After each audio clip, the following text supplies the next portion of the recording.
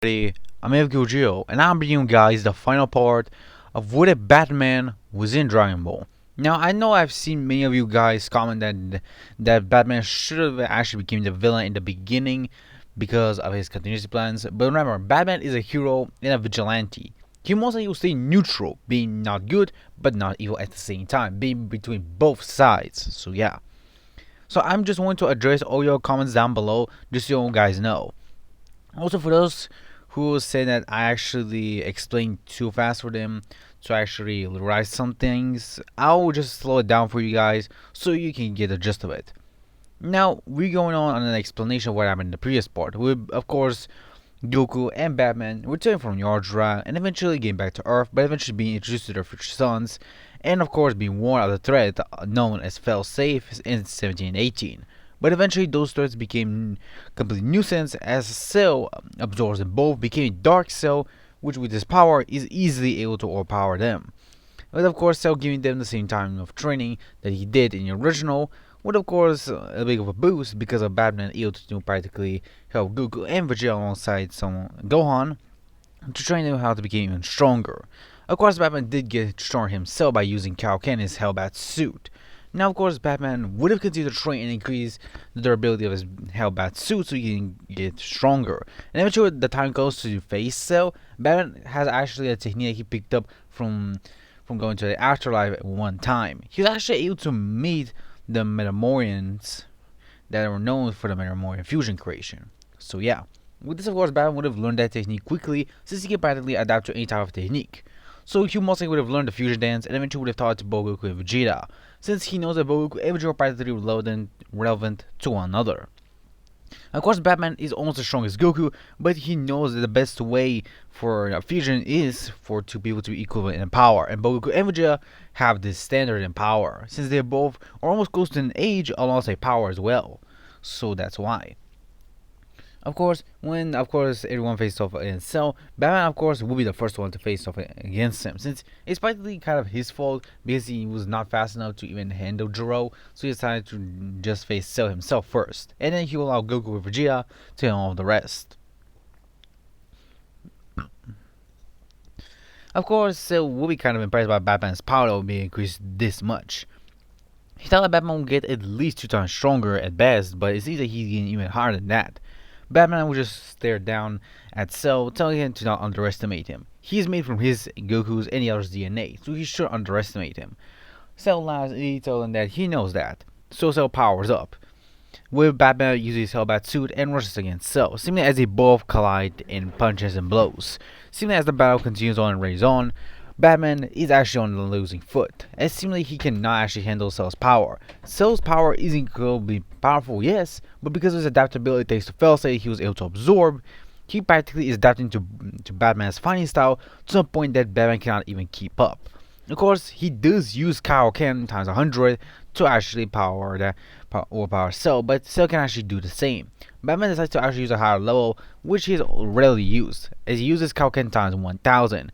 Of course, this though he can only use for 5 minutes, and eventually he'll drop out of all his stamina due to the durability of his Hellbat suit.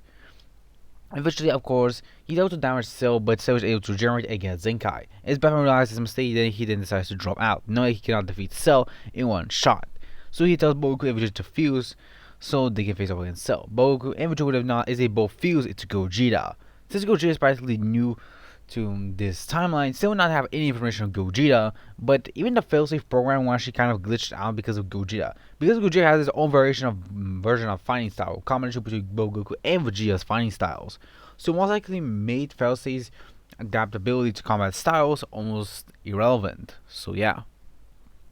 With this, of course, Gojo would have faced off against Cell. In base, Gojo is able to handle off Cell, but eventually Cell uses Kaioken, pushing Gojo to use Super Saiyan, and eventually Dark Cell continues to power up. But Gojo, knowing that he must end Cell right here and now, he powers up Super Saiyan 2 at max power and uses a Stardust Breaker to fully eradicate Cell. This actually destroys Cell and Failsafe, but actually spares both 17 and 18 since they're not actually evil but neutral, meaning that they're between both good and evil, and the Stardust Breaker only destroys those who are pure evil, like Cell and Failsafe, since Failsafe was made to kill and only that.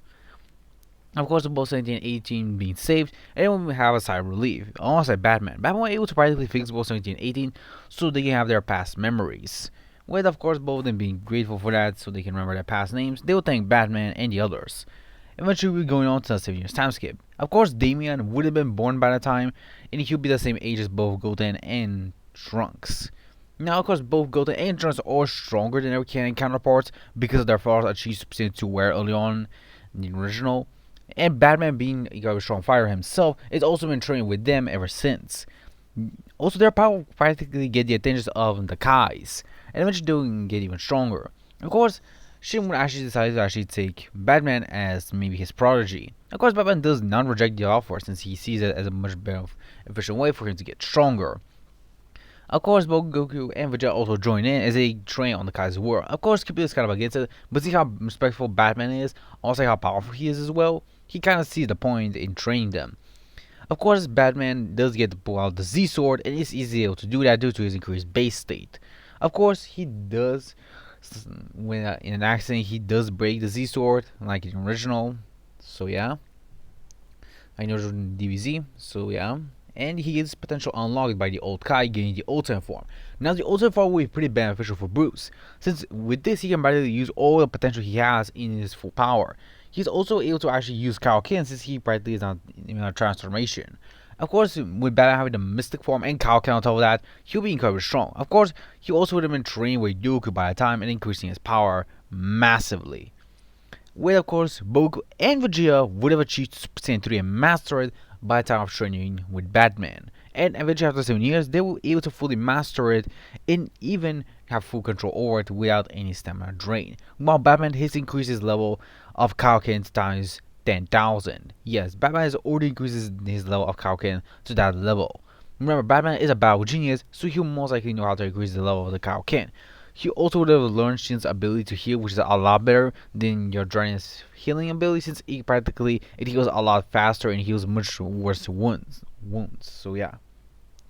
With this, of course, everyone will be incredibly stronger. Now, Gohan was slightly of his strength, but he'll still keep up with his strength nonetheless. And he used to have Super Saiyan 2, and he actually not need to get that much anger to power up into it. He most likely have already mastered by the time, so he doesn't actually have to utilize it like a regular Super Saiyan 2 like he did in the original. So practically Gohan is stronger than Ken counterpart, but not by a large margin. I'm gonna say he's at least 10 times stronger, but nothing more. Well, both Goten and Trunks have Super Saiyan and have mastered it, but Damian actually has Kaioken thanks to his father, and has got the Ultimate form because Batman believed that the Ultimate form will most likely be much more suited for Damian to have instead of the Kaioken, since the Kaioken is pretty strenuous and he wants his son to be protected, since Bruce is kind of worried for his son.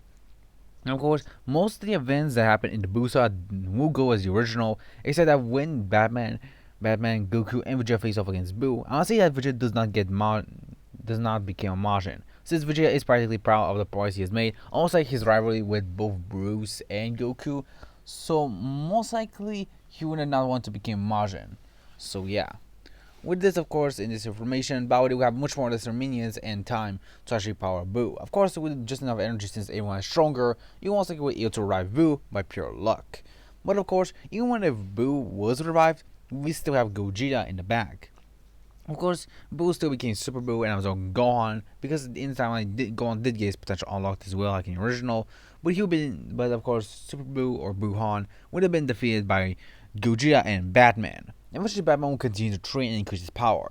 Eventually, he will be able to create a new armor which will be incredibly strong. He practically made it of the strongest materials that the guys can create, alongside the materials he used for his Hellbat suit, which he calls his final Batman suit or the final Bat suit. With this, of course, this suit practically grants him practically multiversal to maybe universal durability, meaning that Batman in this suit can practically handle the most powerful attacks in the universe or the multiverse as well. I'll say that Batman can handle Hakai energy and even maybe resist it as well with this armor since it's incredibly strong. So yeah. Of course, when Beerus does wake up and eventually searches for Super Saiyan God, of course, he'll still find the Saiyans, but he'll be pretty intrigued by Batman. Since he actually saw in another premonition that he had, is that a powerful warrior who has incredibly heart that is pure but also has darkness within it, will became one of the most powerful fighters, even if he was not a Saiyan. Of course, Beerus will be pretty impressed by Batman and his power, since he has never seen something like this before. Of course, Batman uses his new bat suit alongside Duke and Vegeta using their full powers to face off against Beerus. But the only one who's performing a lot better is actually Batman himself, because his bat suit can practically handle Beerus' destructive energy with no difficulty. And the more actually Batman battles Beerus, it seems that the more he grows in power and strength, seemingly as the battle is practically adapting to Beerus itself. It's like it's gaining more power just the longer the battle goes. It seems that Batman is actually absorbing Beerus' God Ki and turning it into his own. And the more the Batman absorbs Beerus' ki, the stronger he actually becomes. Eventually, Beerus would have noticed how powerful he has become, so he tried to actually knock out Batman, but with Batman's new suit, he'll easily able to block Beerus' attacks even when he's using 90% of his power, similarly shocking the Destroyer. Of course, both Goku and Vegeta do become Super Saiyan gods, and they're able to practically help out Batman. But of course, Batman does not need their help that much, but he still decides to accept the help since maybe thinks that he might need it. With, of course, the trio easily able to overpower Beerus because of their teamwork. With Batman being the battle genius that he is, he will most likely able to figure out a strategy to defeat Beerus, and eventually they will easily able to defeat Beerus with a full knockout with the Beam Clash. With, of course, Beerus being impressed by them, eventually deciding to teach Batman the ways of Ultra Instinct, since he thinks it will be pretty suited for him. Batman decides to agree as both Goku and Vegeta and Batman are taken to Beerus' planet and trained by Whis. Of course, most of the events will still go as the original, with both Goku and Vegeta unlocking Super Saiyan Blue, but thanks to Batman, they're able to master it, with Batman learning more about Ultra Instinct and eventually able to get a hold of it. One can actually tell that Batman's this new final suit is incredibly strong and can feel actually heavenly energy or angelic energy within it. And maybe with this armor, Batman will be able to achieve Ultra Instinct, and Whis is actually correct, since Batman is getting closer and closer to Ultra Instinct with this armor, and is getting even stronger in base form. So yeah. Of course, Frieza will still been revived, but even with his training, he'll still be no match to both Goku, Vegeta, and Batman. So he most likely would have lost like in the original. So yeah. Also, that planet is not blown up. So yeah. D-Versus vs. Universe 7 will still go the same as the original. There will be no differences aside. I want to say that the Goku Black arc will most likely be the same, except that Bruce will decide to intervene, decide to help out both Goku and Vegeta to defeat Black, and eventually they were able to steal him away. Now, most events will still go as the original is a Tournament of Power, when, of course, Batman would have been there. With the teamwork of everyone outside Batman joining them, he most likely will be able to figure out a plan of how to knock out everyone and how to defeat all the universes. Of course, with this, everyone will follow Bruce's plan, and eventually they were able to only ended up with Jiren being one of the remaining universes. With Jiren, of course, using his full power to trying to face off against the fighters. Of course, Batman will use the final bat suit and combine it with Ultra Instinct, surprising almost every angel because he's one of the first mortals to ever achieve Ultra Instinct. With Goku following suit, he powers up to Ultra Instinct Omen, while Vegeta powers up to Ultra Ego, which he's able to learn thanks to Beerus. With both Goku, Batman, and Vegeta using their powers, they're easily able to overpower Jiren and eventually knock him down. Eventually win the tournament, and Batman is declared the winner, and the wishes for all the units to be restored. Now, most of the events will still go as the original, with, of course, the Mohawk still going as the original, with, of course, the intervention on Batman is able to handle off Moro, and with his Ultra Instinct being completely mastered, unlike Goku's, he'll most likely easily able to defeat Moro and end him with the one blow.